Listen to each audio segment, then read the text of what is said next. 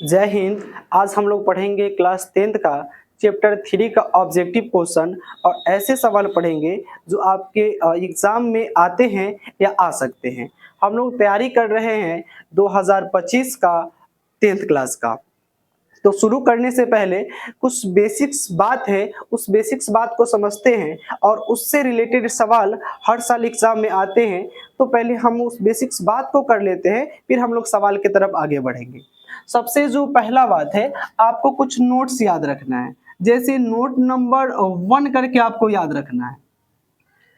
एक फॉर्मूला होता है A1 बट्टा A2 बराबर B1 बट्टा B2 बराबर C1 बट्टा C2।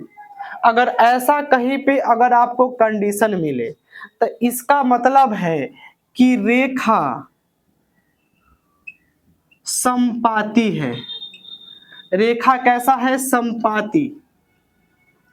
अगर रेखा है समपाती, समपाती कहने का मतलब ये एगो रेखा है और रेखा के ऊपर फिर से एगो और रेखा है, रेखा के ऊपर फिर से एक और रेखा है।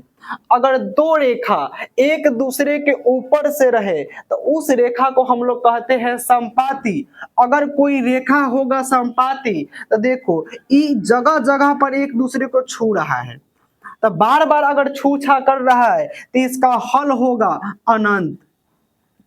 इसका हल होगा अनंत। और एक और बात याद रखना है, अगर जिसका कुछ ना कुछ हल होगा, अगर जिसका कुछ ना कुछ हल होगा, इसका मतलब ये है कि वो रेखा है संगत। ये नोट नंबर पहला है। नोट नंबर 1 में आपको याद रखना है A1 बट्टा A2 बराबर B1 बट्टा B2 बराबर C1 बट्टा C2। कहीं पर भी अगर ऐसा कंडीशन मिले तो इसका मतलब रेखा समपाती है, इसके अनंत हल होंगे, इसके अनंत हल होंगे और ये जो रेखा होगा ये संगत होगा। समपाती रेखा का मतलब कि अगर रेखा के ऊपर रेखा हो जाए तो यहाँ भी टच कर रहा है, यहाँ भी टच कर रहा है, यहाँ भी टच कर रहा है, यहाँ भी टच कर रहा है, बार बार टच कर रहा है, इसका मतलब ये है कि इसका अनंत हल होगा। अब हम लोग नोट नंबर 2 देख लेते हैं। नोट नंबर 2 में हम लोगों को याद रखना है A1 बट्टा A2 not equal to B1 बट्टा B2। अगर जब कभी भी आपको ऐसा कंडीशन मिले तो इसका मतलब ये होता है कि रेखा है प्रतिच्छेदी। प्रतिच्छेदी कहने का मतलब एक दूसरे को क्रॉस कर रहा है, एक दूसरे को काट रहा है। प्रतिच्छेद कहने का मतलब एक दूसरे को काट रहा है। तो अगर ऐसा कंडीशन हो तो रेखा होगा प्रतिच्छेदी। अगर रेखा है ये प्रतिच्छेदी रेखा हो गया। कौन सा रेखा? प्रतिच्छेदी रेखा। रेखा तो हो गई प्रतिच्छेदी अगर ऐसा कंडीशन होगा, लेकिन इसके हल कितने होंगे? देखिए तब बबुआ का एगो बिंदु पर काट रहा है, एक बिंदु पर, इसका मतलब इसका एक हल होगा, एक हल होगा।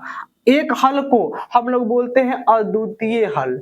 अद्वितीय हल का मतलब क्या होता है कि इसके जैसा कोई नहीं हो। अगर कोई भी चीज दुनिया में अकेले हो तो उसको बोलते हैं हम लोग अद्वितीय। जैसे ताजमहल का अद्वितीय, ताजमहल पूरी दुनिया में अद्वितीय है। ताजमहल जैसा पूरी दुनिया में कोई भी वैसा स्मारक नहीं है। तो अद्वितीय का शब्द का आप मतलब समझ गए होंगे कि एक ही हो। तो अगर कोई एक ही हो तो उसको हम लोग कहते हैं अद्वितीय। मान लो कि कोई लड़की हो बहुत सुंदर हो, अगर आपको लगता है कि बहुत सुंदर है तो हम लोग बोलते अद्वितीय सुंदर है, यानी इसके जैसा कोई है ही नहीं। ऐसा थोड़ी है कि नहीं है, आपको लगता है कि वही सबसे सुंदर है, आपके लिए हो सकता है कि अद्वितीय है। अगर कोई अद्वितीय हल होगा, अगर कोई रेखा प्रतिच्छेदी करेगी तो उसका अद्वितीय हल होगा, और जिसका अगर कोई भी हल होता है तो होता है संगत।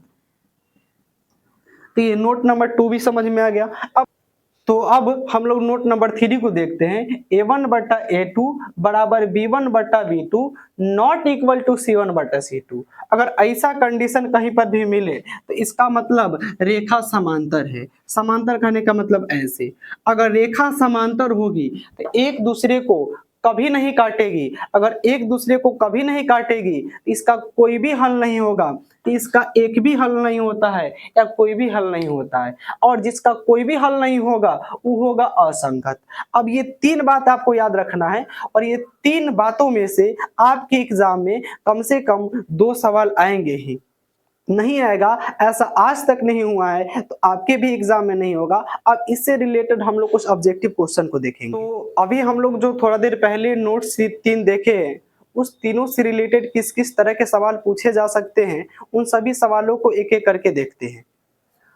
सवाल नंबर पहला बोला है कि अगर आलेख समांतर हो तो इसका कितना हल होगा। समांतर जब भी बोले तो समांतर कहने का मतलब होता है कि इस तरह से हो, समांतर। और जब भी कोई दो रेखा समांतर होती है तो ये एक दूसरे को कभी नहीं छूती है या कभी नहीं काटती है, तो इसका कोई हल नहीं होता है, तो हम लिखेंगे कि एक भी हल नहीं है। देखिए पूछा है कि अगर आलेख समांतर हो तो इसका कितना हल होंगे, तो हम लोग ऑप्शन ए में बोला है कि 1 2 एक भी नहीं अनंत। तो रेखा समांतर, तो अभी जो थोड़ा देर पहले आप पढ़े हो, तो इसका कोई हल नहीं होता है, एक भी हल नहीं है। सवाल नंबर 2 को समझते हैं और बहुत ही आसानी के साथ आपको समझ में आ जाएगा। अगर आलेख प्रतिच्छेदी होगी तो कितने हल होंगे। प्रतिच्छेदी जब भी बोले तो एक दूसरे को ऐसे क्रॉस करे तो कै गो बिंदु पे करता है, एक बिंदु पे, इसका एक हल होता है। ऑप्शन में बोला है 1 2 एक भी नहीं अनंत, तो इसका कितना हल होगा, एक हल। बहुत ही नॉर्मल है, आपको समझ में आ गया होगा। अब सवाल नंबर 3 देखते हैं। अगर आलेख समपाती होगा तो कितना हल होंगे। समपाती जब भी बोले तो याद करिएगा कि रेखा के ऊपर रेखा हो, इस तरह का कंडीशन हो, ये रेखा हो गया और इसी पर एक और इस तरह का एक और रेखा हो गया, तो देखिए बार बार छू रहा है, अनंत बार छू रहा है, इसका मतलब इसका अनंत हल होगा, तो ये ऑप्शन नंबर डी सही हो जाएगा। सब 4 नंबर को देख लेते हैं। 4 नंबर में बोला है कि रैखिक समीकरण का घात कितना होता है। याद रखिएगा, रैखिक समीकरण का घात 1, अगर द्विघात समीकरण पूछता तो द्विघात समीकरण का घात 2, अगर त्रिघात समीकरण बोलता तो त्रिघात समीकरण का घात 3। और ये 3 बहुत नॉर्मल बात है, इस तीनों में से एक सवाल आपके एग्जाम में आएंगे। हम जो सवाल लिखे हैं वहां पर बोला है कि रैखिक समीकरण का घात कितना होगा, तो 1। लेकिन अगर पूछता कि द्विघात समीकरण का घात कितना होता है तो हम कहते 2। लेकिन अगर हमसे पूछता कि त्रिघात समीकरण का घात कितना होता है तो बाबू हम कहते 3। चलिए अब हम लोग 5वें सवाल को देखते हैं। पहले क्वेश्चन को समझने का प्रयास करते हैं कि बोला क्या है। x + 6y = 15 जहां y = 2, जहां y बराबर 2 हो तो x का मान ज्ञात करें। इसमें जो x है, इस x की वैल्यू हमको ज्ञात करने के लिए बोला है। 4 ऑप्शन भी हम लोगों को दिया है, ऑब्जेक्टिव क्वेश्चन है। तो अब हमको ये सोचना है कि जहां जहां मिलेगा y वहां वहां रखेंगे हम लोग 2, क्योंकि y का वैल्यू दिया है 2। तो चुपचाप पहले ये वाली इक्वेशन को यहाँ पर लिख लीजिए, फिर हम लोग हल करेंगे, पता चलेगा कि इसका आंसर क्या होगा। बोला है x + 6y = 15। x + 6y, x + 6y = 15। कुछ नहीं करना है, x हमको निकालना ही है तो x के जगह पर x को रहने देते हैं, प्लस है तो प्लस को रहने देते हैं। 6 और y के बीच अगर आपसे पूछे कि रिलेशन क्या होगा तो गुना का। जिसके बीच में कुछ रिलेशन नहीं हो तो रिलेशन होगा गुना का। तो 6 गुना y की वैल्यू हमें पता है 2, तो 2 को रख देते हैं, बराबर 15 दिया ही है। अब आगे देखते हैं, x निकालना है तो x को रहने देते हैं, प्लस 6 दूना 12 बराबर 15। जिसको निकालना होता है उसको बराबर के इस तरफ रखते हैं। अब देखो ये अचर पद है, ये भी अचर पद है, ये इसके जात वाला है, इसको न यहाँ से उठा करके इधर भेजेंगे अपने जात वाला लंग। लेकिन जब भी ये अपने जात वाला लंग जाएगा तो अपना चिन्ह बदल लेगा।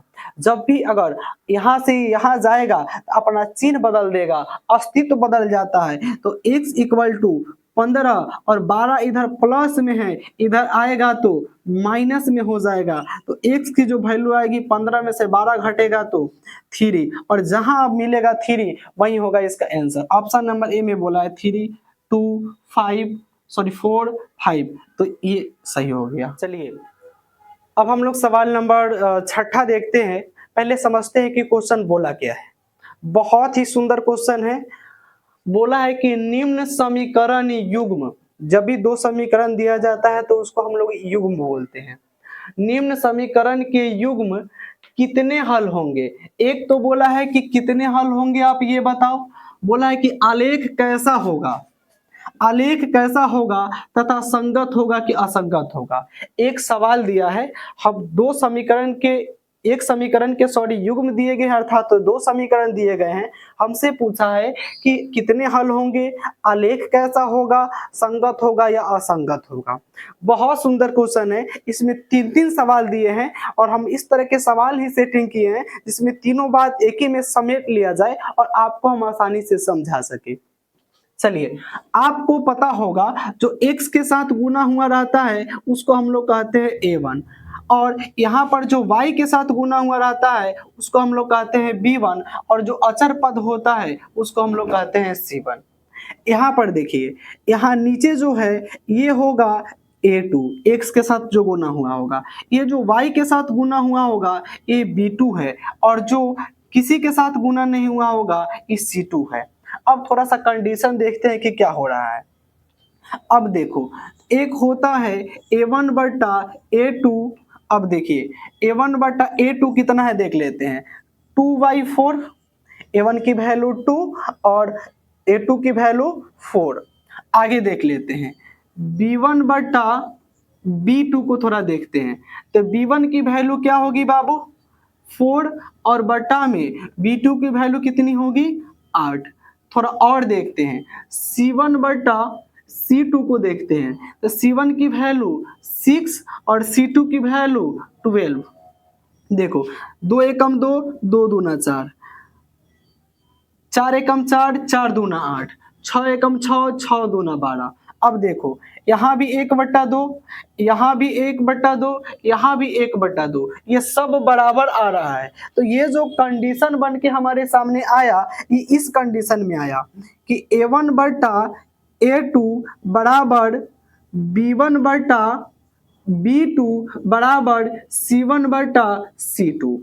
तीनों आपस में बराबर है। देखिए वहां यहाँ भी 1/2, यहाँ भी 1/2, यहाँ भी 1/2।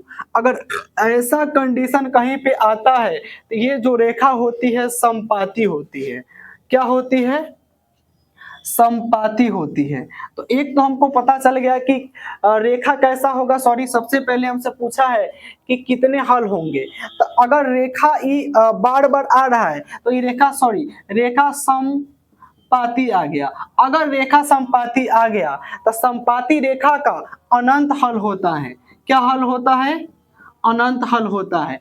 आगे पूछा है कि संगत है या असंगत, जिसका अगर एक भी हल हो जाए वो होता है संगत। अगर आप चाहते हैं तो इसको नोट कर लीजिए, बहुत सुंदर क्वेश्चन है, समझ में आया होगा आपको। तो चलिए अब हम लोग क्वेश्चन नंबर 7 को देखते हैं कि 7 नंबर क्वेश्चन क्या बोला है। जैसा कि आप 6 नंबर क्वेश्चन देखे थे सेम उसी के जैसा 7 नंबर भी क्वेश्चन है। इसमें भी वही कंडीशन बोला है, एक समीकरण के दो चर वाले रैखिक समीकरण के युग्म दिए गए हैं। पूछा है कि कितना हल होगा, आलेख कैसा होगा, संगत होगा कि असंगत होगा। जैसा कि आप जानते हैं कि जो x के साथ गुना हुआ रहता है उसको a1 कहते हैं, जो y के साथ गुना हुआ रहता है उसको b1 कहते हैं, और जो किसी के साथ गुना नहीं हुआ रहता है अचर होता है उसको c1 कहते हैं। नीचे वाले में जो x के साथ गुना हुआ रहता है उसको a2 कहते हैं, जो y के साथ गुना हुआ रहता है उसको b2 कहते हैं, और जो किसी के साथ गुना नहीं हुआ रहता है उसको c2 कहते हैं।